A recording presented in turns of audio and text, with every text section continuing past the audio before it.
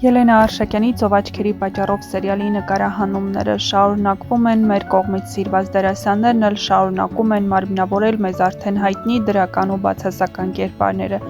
Հեռուստադիտողներն անհամբերությամբ սպասում են հետագա զարգացումներին, իսկ հետագա զարգացումներն ինտրիգային են ու թեժ։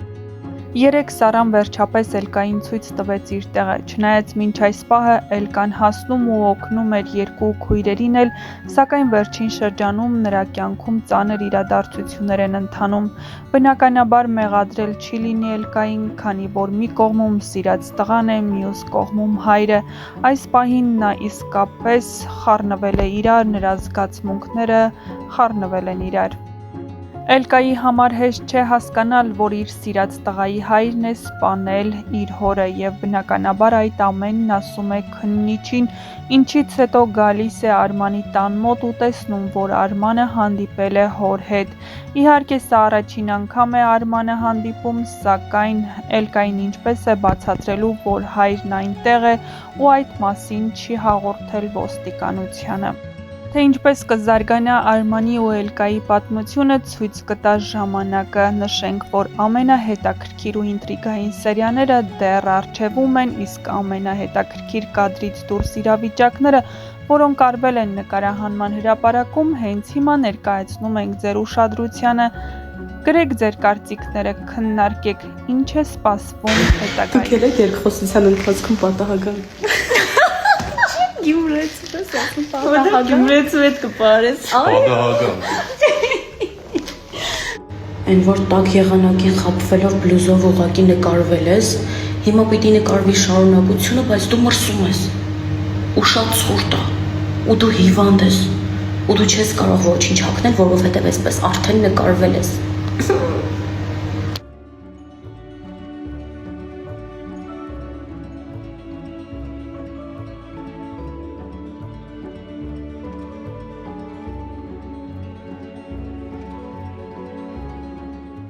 Այսօր մեր նկարահանման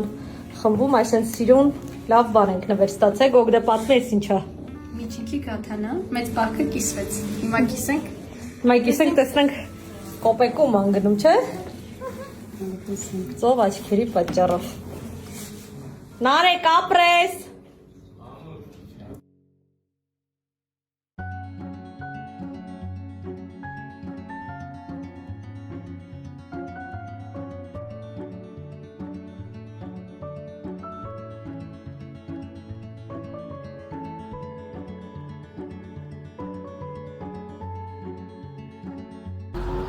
Ես հիմա կարող էի ինչ-որ միտեղ Իսպանիայում կամ Ֆրանսիայում նստած իմ համար հանգիստ կյանքը վայելել, բայց ոչ։ Օժիտս հավաքել եմ կրկին եւ եկել եմ նկարահանման։ Իսկ դուք ասում եք դուրս ես եկել սերիալից, դուրս ես եկել սերիալից։ Տեսակ որ դուրս չեմ եկել։ Թողես մենակ իրանք որոշումներ կայացնեն։ Ինչ ասկա։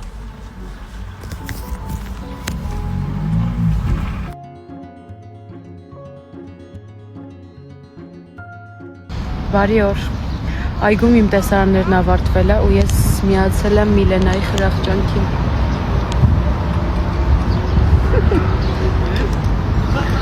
Օգտակարը և հաճելին, համատեղում ենք։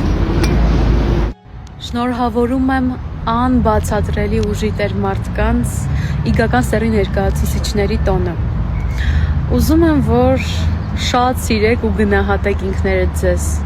Ուզում եմ, որ սերը երբեք չլքի ձեր սիրտը։ Ուզում եմ, որ նույնիսկ ցավը կարողանաք դարձնել առաջ մղվելու և պայքարելու ազդակ։ Ուզում եմ, որ առաջին հերթին գունավորեք հենց ձեր կյանքը, հետո մյուսների։ Առանձնահատուկ կերպով ուզում եմ շնորհավորել մեր կին հեռուստադիտողին։ Շնորհակալ եմ, որ մեզ դիտում եք։ Ձեր կարծիքներով մեզ հետ կիսվում եք, լավ եղեք, առողջ եղեք, սիրում եմ ձեզ շատ, բարի օր, ինքան լավ եղանակա չեմ կարողանում տանը մնալ, պապիի տանը էլի, իմ տեսարանը չի փախել եկել եմ դուրս, արի, Չեմ կարող սպասի։ Ուր։ Հողաթափիկներով։ Էլ չենք կարողանում ասել դավուլ, ենքան ես մեծացել։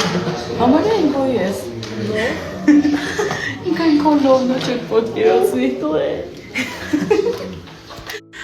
Ժողովուրդ, ուրեմն ինձ մնացել է ընդամենը մի տեսարան, որից հետո ես պիտի գնամ տուն